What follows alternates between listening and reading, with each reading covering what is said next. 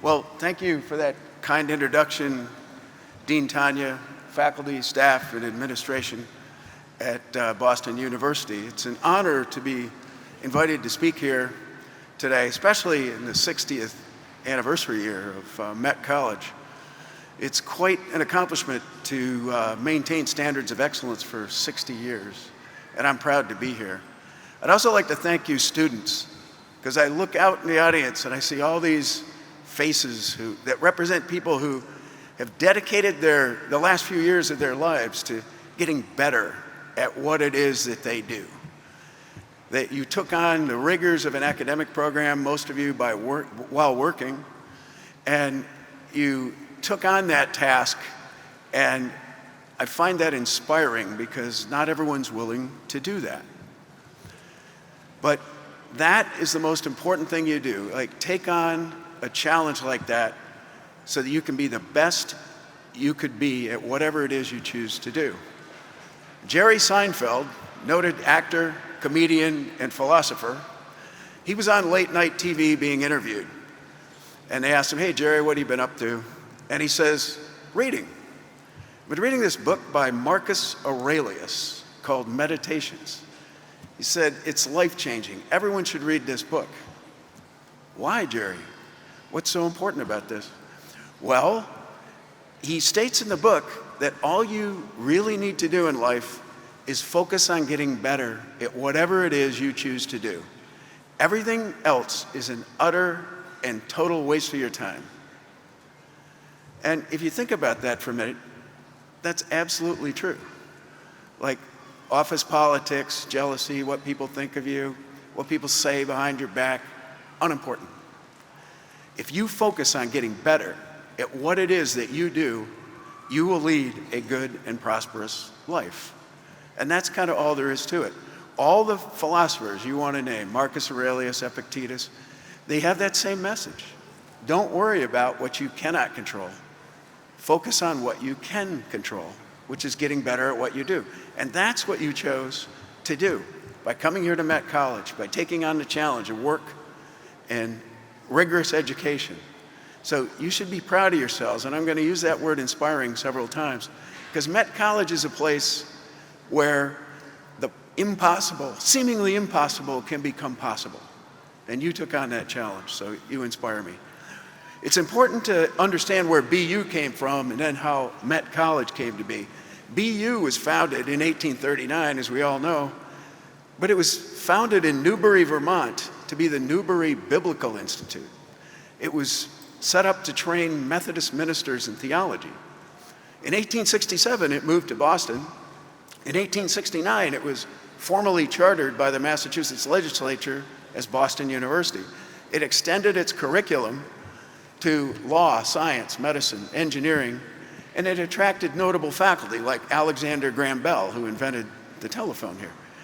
So BU wanted to project itself to a greater swath of society at large.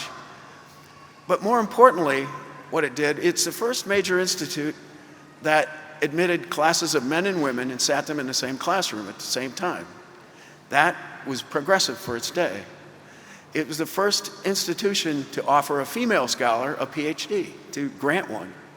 So this culture of inclusivity and diversity fostered this idea 100 years later of BU Met. Why was BU Met formed? The Board of Trustees wanted to project the resources of the university into society at large. What did they mean by that? They wanted to let people who were non-traditional students, people who may already have a place in the economy, they wanted to give them the chance to get educated, to receive first-class instruction. Out of this, there came the tradition of lifelong learning. There came the tradition of upskilling and professional retraining. As the Boston economy grew, it was able to take advantage of these graduates who are getting trained so it could adapt to technological innovation. It could adapt to different economic circumstances. And Boston and New England and its economy adapted much faster because of people like you taking on the challenge an extra challenge of education while you worked and had a family. So that's admirable to me. I find that inspiring, and you should all be very proud of yourselves. Like Dean Tanya said, you've inspired your friends and neighbors and probably haven't even known it. And certainly your families are inspired. So you've taken on this challenge. And the beauty of it is that it was hard. Anything in life that's worth it is hard. You decided to embrace adversity. The philosophers also say, embrace adversity, embrace what is hard, because that's how you get the best of yourself. That's how you get the very best of your skills and talents. If you're training any group of people to a high level of standard, like the Navy SEALs and the military special forces, or medical doctors, and you're putting them through residency, what you do is you give them impossible tasks to complete in seemingly impossible time frames, and they do it. And that's what you did here. You had work, you had family, you had other things going on, but you chose to mold yourselves against these great challenges. You met adversity, and you became better. Like Jerry Seinfeld says, you became the best version of yourselves. When I look out there too, I see in the audience a lot of women. And a lot of you, some of you, maybe a lot of you, are wives and mothers. And it just always humbled me to think of how many people in the audience were not just pursuing work and a rigorous degree program, but they had to go home at night, and they had to put children to bed, they had to do laundry, they had to keep their family running. And that is an admirable, noble thing. So yes, you should give yourselves a hand. And those people who did that knit society together. They inspire us all. It's fantastic. So what benefits do we get from this? One benefit you're going to get is the BU brand. As Tanya mentioned, I have started or helped start several companies. And my first startup was sold to Lucent Technologies. That was a large telecommunications equipment provider. We sold to all the big telco services companies like AT&T, Verizon, British Telecom, France Telecom. And after the acquisition, my job was to define and help implement the technology strategy for the company. So I'd go and I'd meet with senior executives all over the world. And usually when you meet, especially in Europe, they have an abstract to your background.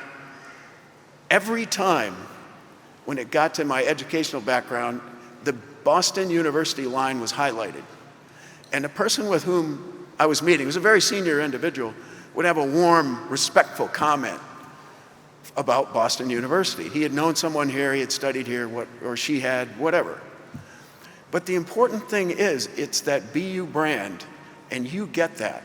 You get that respect, that affirmation that you are a terrier as much as anyone else, and you should carry that forward proudly. This is a great university. Thank you.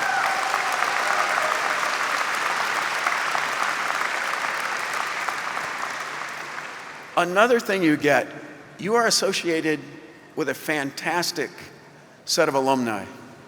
I'm going to mention two. And the first is Cynthia Cohen, a woman I'm honored to call my friend. She's the vice chair of the Boston University Board of Trustees. She runs a strategy business in her new home in Nashville, Tennessee. She nurtures startup companies in Nashville, Boston, and New York. She was a full partner at Deloitte, one of the first females to be a full partner in Deloitte. And that's a difficult thing to achieve. She's a dynamic personality. Well, she grew up in a single-parent household in Cambridge, Mass. The only way she was going to go to college is if she could work and attend school. So she took advantage of MET, gained degrees, built this dynamic career, and she's enriched the lives of so many people. Wherever I go, they're always talking about how Cynthia's helped them collaborate with other great people. You get that now. You are in the club, and that's the important thing. You got to remember that. Cynthia's name is one of the ones honored. Like Tanya said, my family and I had the opportunity to name several locations in Met College after people, and Cynthia's name is proudly displayed outside Dean Tanya's office in the Dean and Conference area, and it's well deserved. Another alum I'd like to mention is Annie Wilcox. Annie Wilcox was one of the ladies that allowed me to name a space after her. She was from Memphis, Tennessee, grew up in the segregated South. She came to Boston, got degrees through Met College, became a community liaison between the city and the Boston Police Department, did many great things. And I made that gift during the time of COVID, when the city was angry about a lot of things. It was angry about the death of George Floyd, the unfortunate death of George Floyd.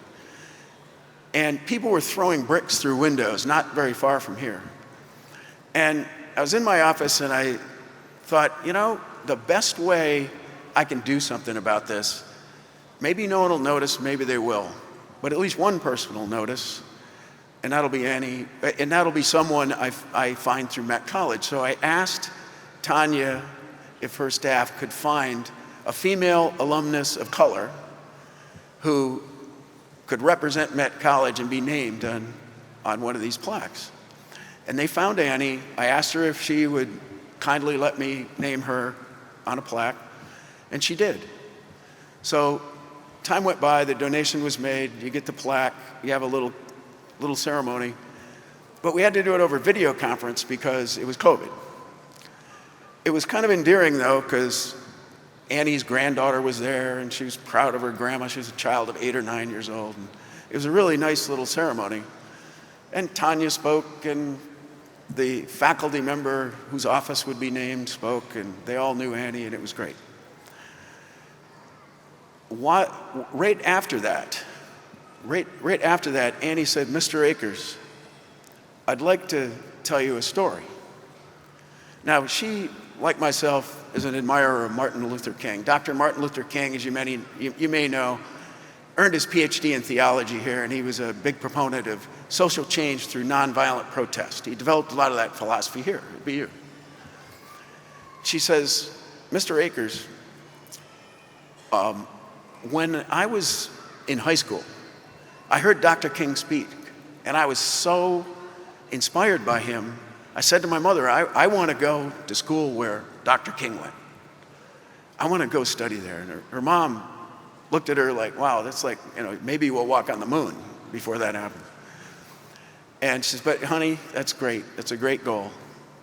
Well, Annie made it happen. She moved to Boston, lived with friends. She was encouraged by Met faculty to take classes. She did, earned her bachelor's and master's degree, built a wonderful life for herself. And that's what I meant earlier when I said the seemingly impossible is possible through a place called Met in a university called Boston University.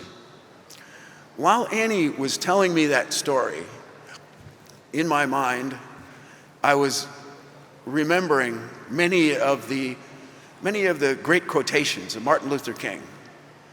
The first was, the arc of the universe is long, but it bends toward justice. Bends toward justice. The second was, I've been to the mountaintop, I've seen the promised land, and it is a land where my children will be judged by the content of their character, not the color of their skin. And lastly, he said, I may not get there with you, but I have seen the promised land. Now, as if on cue with my thoughts, Annie then volunteered. She said, my mama used to encourage me by signing off our phone calls when I was studying with, may the Lord grant you the justice of seeing the promised land. May the Lord grant you the justice of seeing the promised land. She went on to say, my mother died by the time I got my degree. But I went to her graveside I went to her graveside and I told her, Mama, I met my goal. I've not only seen, but I have entered the promised land. And that was only possible by the magic of a place like Met in a university like Boston University. And I think today, all of you have entered the promised land. So all I have to say is go down from that mountain, grab all those great opportunities you've done by making yourself better, and enter the promised land. Thank you.